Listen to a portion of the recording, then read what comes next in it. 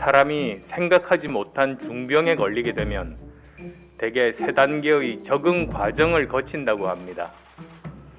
처음엔 부정하고, 그 다음엔 하필 왜 내가 그 병에 걸렸는지 낙담하다가, 마지막엔 어떻게든 나으려고 치료를 받아들이는 과정입니다. 첫 번째 단계를 극복하지 못하고 주저앉는 경우가 있는데, 그렇게 되면 그 환자의 목숨은 구할 수 없습니다. 지금 온 국민을 상대로 싸움을 걸고 있는 문재인 정권과 박원순 유훈 통치를 고집하고 있는 서울시도 마찬가지입니다. 잘못을 인정하지 않으니 고칠 생각을 하지 않습니다. 중병인데도 진영 동원을 통한 지지층 결집이라는 비과학적인 통속요법에만 매달리니 나라와 민생이 절대 나아질 리 없습니다. 어제 서울시장 보궐선거 출마 선언을 한 후 많은 분들이 격려와 응원, 그리고 나라 걱정에 대한 말씀과 문자를 주셨습니다. 부족한 제게 애정 어린 말씀을 보내주시는 국민 여러분께 머리 숙여 감사의 말씀을 드립니다. 한마디 한마디 귀담아 듣고 서울과 대한민국에 도움이 되는 일이라면 무엇이든 실천에 옮기겠습니다. 사람이 생각하지 못한 중병에 걸리게 되면 대개 3단계의 적응 과정을 거친다고 합니다. 처음엔 부정하고, 그 다음엔 하필 왜 내가 그 병에 걸렸는지 낙담하다가, 마지막엔 어떻게든 나으려고 치료를 받아들이는 과정입니다.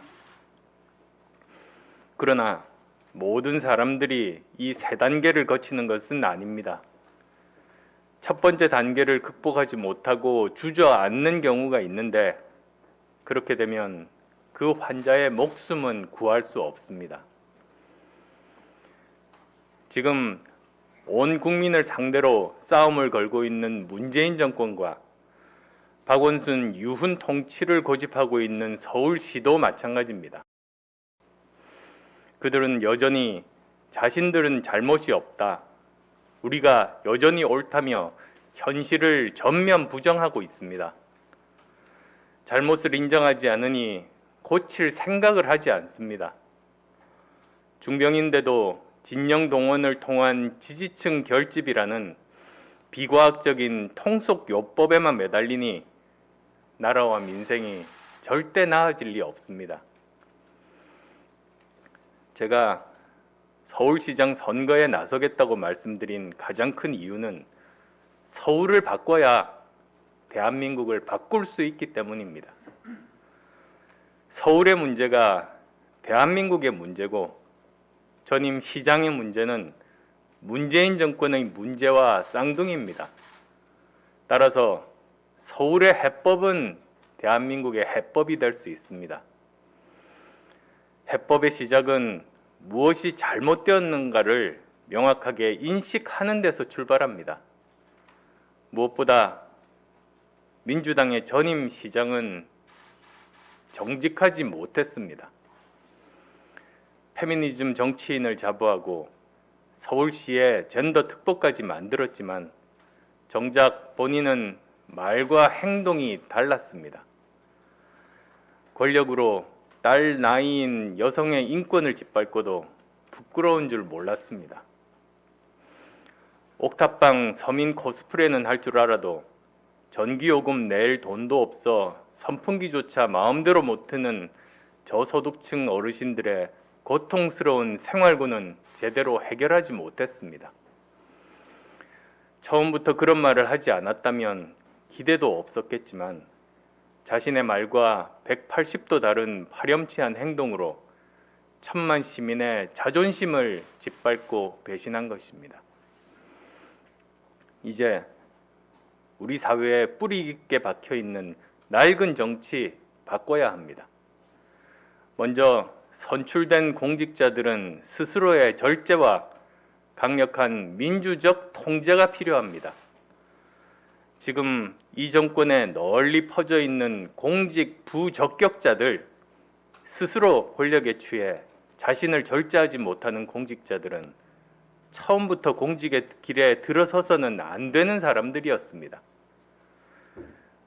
또한 정치인, 특히 선출된 고위공직자는 정직해야 합니다. 말과 행동, 언행이 일치해야 합니다. 문 대통령을 비롯한 이 정권 사람들은 거짓말이 몸에 배어 있습니다. 많은 문제들이 풀리지 않고 더 악화되는 근본적인 이유가 거기에 있다는 점을 제대로 인식해야 합니다. 이제야말로 개혁으로 포장하고 서민으로 위장한 가면을 벗겨내고 거짓과 위선으로 가득 찬 정치와 행정을 공직사회에서 완전히 퇴출시켜야 합니다. 그것이 개혁이고 역사의 발전입니다. 그리고 정치는 사유물이 아닌 국민과 공익을 위한 봉사입니다. 공직은 시민 또는 국민과의 계약으로 권한을 위임받은 한시적인 임시 계약직에 불과합니다. 그렇기 때문에 공직자는 겸손해야 합니다. 공직자가 그 기본적인 사실을 잊고 오만해지면 시정도 개인도 무너지게 됩니다. 저는 시민들께 말씀드린 약속은 반드시 지키고 실천하는 말과 행동이 같은 시장, 정직한 시장이 될 것입니다. 약속한 것은 반드시 지키는 언행 일치의 정치, 할 수 있는 것과 할 수 없는 것을 구분해 시민을 속이지 않는 정직한 행정으로 편가르기에 찌든 우리 정치와 행정의 대전환을 이끌어내겠습니다. 10년의 적폐, 3년 반의 과오를 단시간 내에 해결하기는 어려울 수 있습니다. 그러나 시민의 진정한 참여가 보장되고 범야권이 힘을 합친다면 못할 것도 없습니다. 힘을 합쳐 새롭고 혁신적인 시정 모델을 만들어야 합니다. 이를 위해 다음 서울시 집행부는 범야권 연립 지방정부가 되어야 합니다. 제가 말씀드린 공직자의 절제, 정직, 겸손에 동의하는 범야권의 건강한 정치인, 그리고 전문 인재들을 널리 등용하겠습니다. 지혜와 힘을 한데 모아 연대와 협력의 새로운 기운으로 서울시를 혁신하겠습니다. 전임자의 일이라고 무조건 폐기하는 것이 아니라 잘된 것이 있다면 계승하고 잘못된 것은 추상같이 바로잡아 새로운 서울로 거듭나게 만들겠습니다. 연립 서울시 정부를 통해 야권의 유능함을 보여주고 정권 교체의 교두보를 놓을 것입니다. 저는 어제 말씀드린 대로 정권 교체 7부 능선을 향한 다리를 반드시 제 손으로 놓겠습니다. 그리고 진짜 시민이 주인되는 시정개혁을 단행해 나갈 것입니다. 어용 시민단체와 지지자들만 참여하는 가짜 시민 참여 대신에 평범하지만 하루를 열심히 살아가고 있는 진짜 시민분들께 시정의 문을 폭넓게 열겠습니다.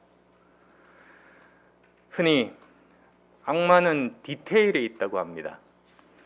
앞으로 서울시 보궐선거 승리를 위한 모든 과정 하나하나가 험난할 겁니다. 그럴 때마다 범야권의 모든 분들은 이것 하나만 생각합시다. 또다시 민주당에게 서울시를 맡길 것인가? 정녕 문재인 정부 시즌2를 원하는가라는 이것 하나만 생각합시다. 저도 늘 염두에 두고 깊이 생각할 것입니다. 범야권이 이 점을 잊지 않는다면 우리는 무엇이든 논의할 수 있고 무엇이든 결단할 수 있을 것입니다.